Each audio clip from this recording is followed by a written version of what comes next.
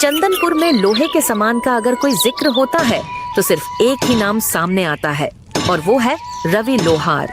वो बहुत ही अच्छे से लोहे से चीज बनाता था, जैसे चाकू, तलवार, कील, कुल्हाड़। उसके जैसा कोई भी नहीं बना सकता था। उसकी बनाई गई तलवार का मुकाबला कोई नहीं कर सकता था। ऐसा कहा जाता था कि अगर कोई राजा रवि लोहार की बनाई हुई तलवार को जंग में ले जाता तो वह जरूर विजय प्राप्त करता। सीता, आज गांव के बाजार का दिन है। गांव के सारे लोग आज बाजार खरीदारी करने आएंगे, इसलिए मैं सारे सामानों को लेकर बाजार जा रहा हूँ। मुझे आज लगता है काफी मुनाफा होगा।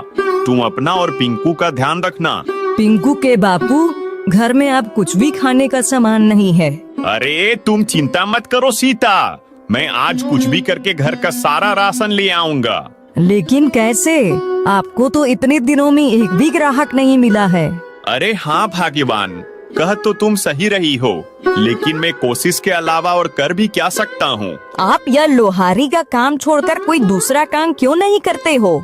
मैं इसी काम में माहिर हूँ सीता, इसलिए मैं यही काम कर सकता हूँ। जी वो बात तो है, लेकिन इस काम में आप इतनी मेहनत करते हैं, बदले ना आपको मिलता ही क्या है? मेहनत कभी जाया नहीं जाती सीता, मुझे यकीन है एक ना एक दिन मुझे मेरी मेहनत का फल जरूर मिलेगा। ये कहकर रवि लोहार अपने काम पर चला जाता है। सुबह से शाम होने को आई है, लेकिन अभी तक एक भी ग्राहक नहीं आया जिसकी तलवार बनाकर मैं पैसे कमा सकूं। अब मैं घर का राशन कैसे लेकर जाऊंगा? रवि बाजार में बैठा यही सोच रहा होता है कि तभी उसका साथी विष्णु लोहार आता है और कहता है, अरे रवि, तुम यहाँ इस तरह से क्यों बैठे हो भाई? क्या तुम्हारे पास कोई काम नहीं है? नहीं विष्णु, इस समय ना मेरे पास कोई काम है और ना ही कोई ग्राहक। ऐसे कैसे हो सकता है? तुम तो इतने होनहार लोहार हो, फिर भी तुम्हारे पास ग्राहक नहीं है। यह तो बड़े शर्म की बात है। भाई, यह तो सब समय समय की बात है। हो सकता है कि मेरा समय अभी नहीं आया हो। हाँ, सही बात है। खैर, मैंने तुम्हें यहाँ बैठे हुए देखा तो मैं तुमसे बात करने चला आया। वैसे मेरे पास तो बहुत काम है, इसलिए मैं चलता हूँ। विष्णु रवि का मजाक उड़ाकर वहाँ से चला जाता है, जबकि रवि चुपचाप वहीं बैठा रहता है कि तभी वहाँ एक आदमी आता है। सुनो भाई, यहाँ पास कोई रवि नाम का लोहार रहता है क्या? तुम मुझे उसका पता बता सकते हो? जी मैं ही हूँ रवि, बताइए आपको मुझसे क्या काम है? मैंने सुना है तुम तलवार बहुत अच्छी बनाते हो और जो भी तुम्हारी बनाई हुई तलवार से मुकाबला करता है वह जरूर विजय प्राप्त करता है। जी यह सच है कि मैं तलवार बनाता हूँ, लेकिन जीत और हार तो सिर्फ ईश्वर के हाथ में होती है। बात तो तुम्हारी बिल्कुल सही है। खैर जो भी है, तुम मुझे एक अच्छी सी तलवार बना कर दे दो। ठीक है, लेकिन आप है कौन? मैं पड़ोसी राज्य का राजा वीरभद्र हूँ। लेकिन महाराज, मैं आपके लिए तलवार क्यों बनाऊं? मैं तो आपको जानता भी नहीं हूँ। दरअसल कुछ दिनों से मेरे कुछ दुश्मन मेरे राज्य के लोगों को बहुत परेशान कर रहे हैं। उन्होंने सबका जीना हराम कर दिया है, इसलिए मुझे उनसे मुकाबला करने के लिए तुम्हारी बनाई हुई तलवार चाहिए। ठीक है महाराज, अगर ऐसा है तो मैं बना दूंगा। रवि के यहाँ कहने पर राजा वीरभद्र उसकी तरफ एक पोटली बढ़ाते हैं, जिसमें बहुत सारे सोने के सिक्के होते हैं।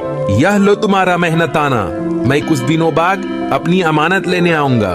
इसमें क्या है महाराज? इसमें कुछ सोने के सिक्के हैं, बाकी अगर तुम्हें कम लगते हैं तो मैं और बढ़ा देता हूँ। महाराज, मैंने तो अभी तलवार बनाना शुरू भी नहीं किया है, तो फिर आप पहले से मेरा मेहनताना क्यों दे रहे हो?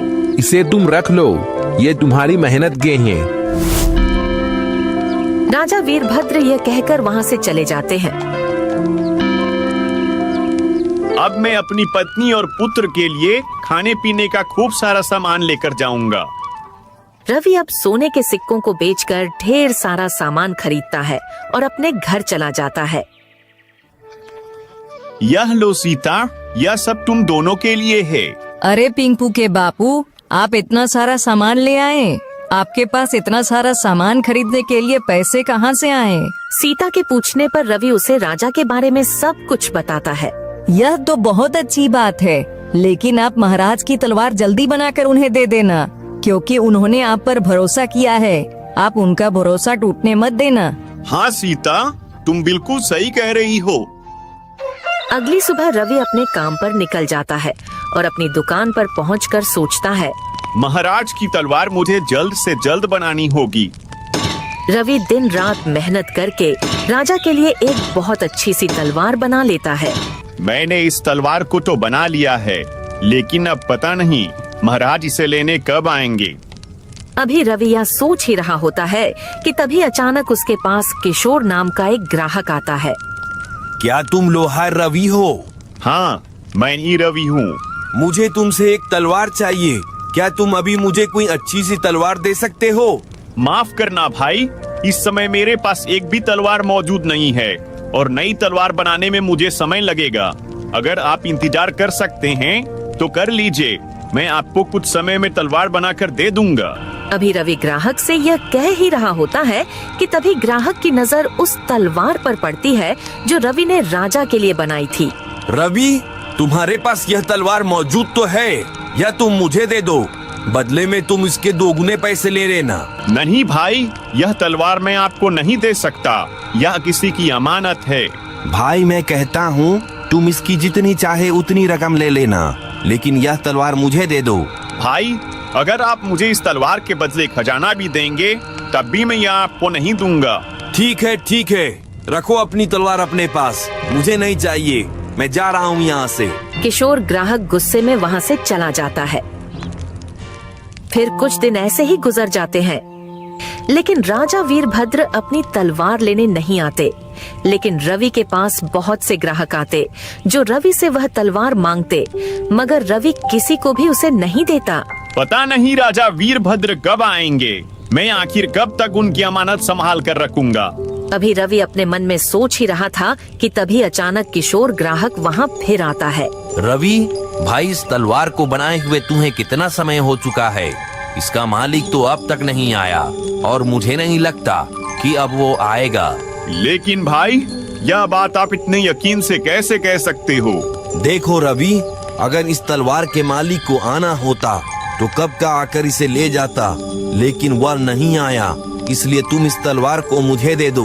कुछ भी हो जाए, मैं यह तलवार आपको नहीं दूंगा, आप यहाँ से जा सकते हैं। किशोर ग्राहक फिर से गुस्से में वहाँ से चला जाता है।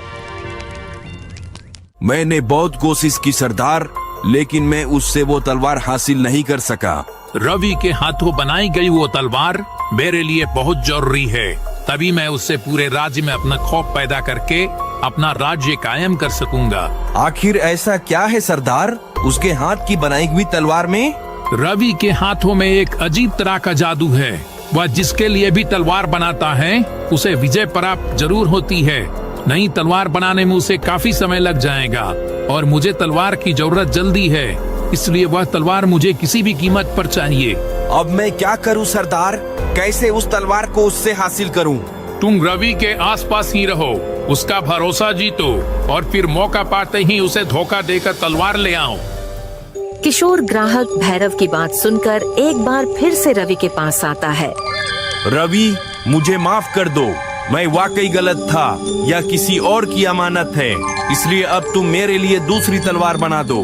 ठीक है, मगर इसके लिए मुझे थोड़ा समय लगेगा। ठीक है, मैं इंतजार कर लूंगा। किशोर ग्राहक के कहने पर रवि दूसरी तलवार बनाने के लिए तैयारी शुरू कर देता है। अच्छा है, यह बेवकूफ अपने काम में लगा हुआ है, मैं जल्दी से यह तलवार लेकर अपने मालिक को दे देता हूँ। फिर किशोर रवि को धोखा देकर चुपके से राजा की तलवार लेकर भाग जाता है और कुछ देर में रवि तलवार का नक्शा बनाकर कहता है, भाई यह देखो, तुम्हारी तलवार का नक्शा तैयार हो गया है। अरे अरे, वह आदमी कहाँ गया? कहाँ गया वह आदमी? अभी तो यहीं था। रवि किशोर को अपनी दुकान के आसपास तलाश करता है, लेकिन वह उसे कहीं नहीं मिलता। फिर वह अपनी दुकान पर वापस आता है, तभी उसकी नजर राजा की तलवार की जगह पर पड़ती है। हे भगवान, इसका मतलब वह ग्राहक नहीं, चोर था, मुझे धोखा देकर भाग गया। हे भगवान, अब मैं क्या करूं? क्या जवाब दूंगा राजा वीरभद्र को? मुझसे इतनी बड़ी गलती कैसे हो गई? इधर किशोर ग्राहक तलवार लेकर जंगल में भैरव के पास पहुंचता है। यह लीजिए सरदार, आपकी तलवार।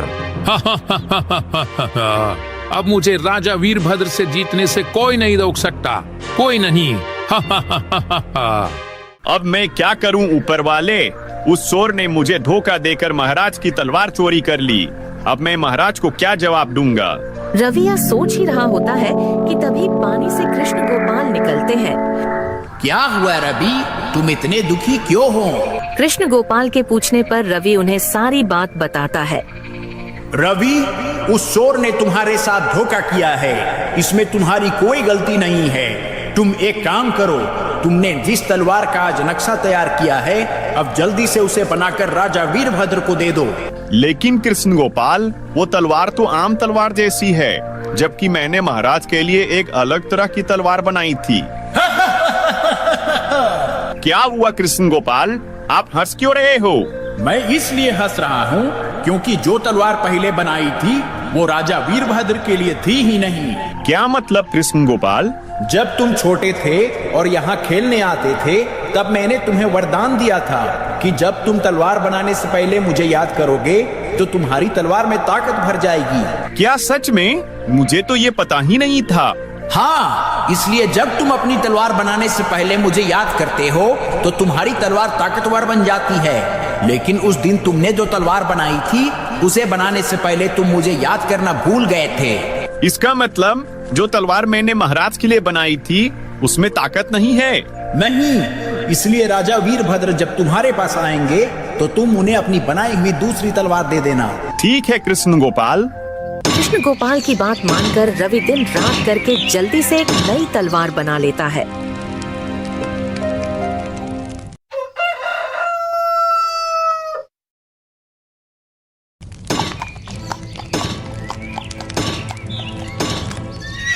रवि, क्या मेरी तलवार बन गई है?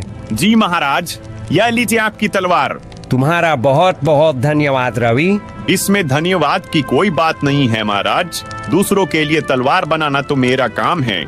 महाराज, अगर मैं भी आपके साथ आपके दुश्मन के मुकाबले को देखने चलूं, तो क्या आप मुझे ले चलेंगे? हाँ हाँ, क्यों नहीं। कल के मुकाबले में तुम भी मेरे साथ चलना। अगले दिन राजा वीरभद्र रवि को भी अपने साथ मुकाबले में ले जाते हैं। फिर एक मैदान में राजा वीरभद्र और उनके दुश्मन भैरव की जंग शुरू हो जाती है। आज मैं तुझे मारकर तेरा राज्य अपना बना लूंगा। तुम इस नापाक मकसद में कभी कामयाब नहीं हो पाओगे। इतना कहकर राजा वीरभद्र गुस्से से उस पर वार करते हैं, जिससे उसकी तलवार 2 टुकड़ों में बट जाती है। अरे, ये कैसे हो सकता है? यह तो जादुई तलवार थी, यह टूट कैसे गई? तूने रवि से धोखे से यह तलवार हासिल की थी, इसलिए देख, तेरा यही अंजाम होगा। इतना कहकर राजा वीरभद्र उस भैरव को मार देते हैं और मुकाबला वहीं खत्म हो जाता है। महाराज, आपको कैसे पता चला कि दुश्मन भैरव ने मुझसे धोखे से तलवार हासिल की थी? उस दिन मैंने तुम्हारी और श्री कृष्ण गोपाल की सारी बातें सुन ली थी। फिर मैंने तुम्हें धोखा देने वाले उस किशोर को सबक सिखाया और आज इस दुष्ट की जान ले ली, ताकि यह किसी और को धोखा या नुकसान ना पहुंचा सके।